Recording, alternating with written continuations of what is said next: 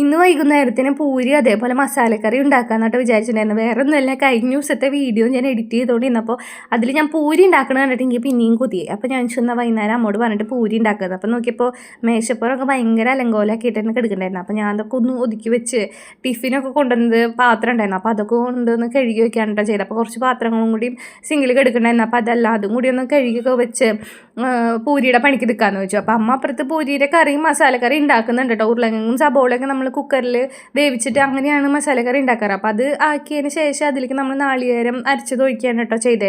അപ്പോൾ ഇതൊന്ന് തിളച്ച് കഴിഞ്ഞ് കഴിഞ്ഞാൽ നമ്മുടെ മസാലക്കറി റെഡി ആയിട്ടുണ്ട്. അപ്പോൾ അതിലേക്ക് കുറച്ച് പച്ച വെളിച്ചെണ്ണയും കൂടി ഒഴിച്ച് കഴിഞ്ഞാൽ കറി ആയിട്ടോ. അപ്പോൾ അത് നമ്മൾ ആയതിന് ശേഷമാണ് ഒഴിക്കുക. അപ്പോൾ അത് കഴിഞ്ഞപ്പോൾ വേഗം ചീഞ്ചട്ടി കഴുകിയിട്ട് അതിലേക്ക് കുറച്ച് വെളിച്ചെണ്ണയാണ് നമ്മൾ എടുക്കാറ്. അപ്പം വെളിച്ചെണ്ണ ഒഴിച്ച് അതൊന്ന് ചൂടാവാനായിട്ട് നിന്നു. അപ്പോൾ അമ്മ മസാലക്കറി വെച്ചതിൻ്റെ ഒപ്പം തന്നെ അപ്പുറത്തുനിന്ന് പൂരി പരത്തിയിട്ടുണ്ടായിരുന്നു. അപ്പോൾ പിന്നെ വേഗം ആക്കി എടുക്കാമല്ലോ. അപ്പോൾ ഞാൻ വെളിച്ചെണ്ണയൊക്കെ ഒഴിച്ച് ചൂടായി കഴിഞ്ഞപ്പോൾ നമ്മുടെ പൂരി ഇടാണ് കേട്ടോ. എനിക്കാണെങ്കിൽ പൂരി വെളിച്ചെണ്ണയിൽ ഇപ്പോൾ ഏത് വശത്തോടെയായിരുന്നു ഞാൻ ഇടാറ് എന്നുള്ളതിൻ്റെ കൺഫ്യൂഷനായിട്ട് ഞാൻ നിൽക്കട്ടെ. പിന്നെ എനിക്കിത് പിടി കിട്ടി. ഇന്നലെ കൂടി ഉണ്ടാക്കിയത്, എന്നിട്ടാണ് എനിക്ക് ഇത്ര കൺഫ്യൂഷൻ.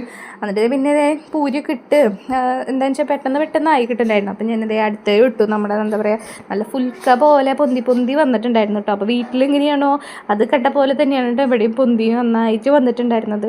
അപ്പോൾ ഇത് ഉണ്ടാക്കി കഴിയാറായിട്ടുണ്ട് നമ്മുടെ. അപ്പോൾ ഇന്നലെ അച്ഛൻ മലയ്ക്ക് പോയിട്ട് ഇന്ന് ഒരു ഉച്ചയ്ക്ക് 2 മണി 2:30 ആയപ്പോഴേക്കും തിരിച്ചെത്തിയിട്ടുണ്ടായിരുന്നു കേട്ടോ. വലിയ കുഴപ്പമില്ലാണ്ട് സുഖമായിട്ട് പോയി വരാനൊക്കെ പറ്റി എന്നൊക്കെ പറഞ്ഞു. തിരക്കൊന്നും ഉണ്ടായില്ലേ, കയറുമ്പോഴും ഇറങ്ങുമ്പോഴും അതുപോലെ തിരക്കൊന്നും ഉണ്ടായില്ലേ, നല്ല സുഖമായിട്ട് തൊഴുത് പോരാണ് കേട്ടോ ചെയ്തിട്ടുണ്ടായിരുന്നത്.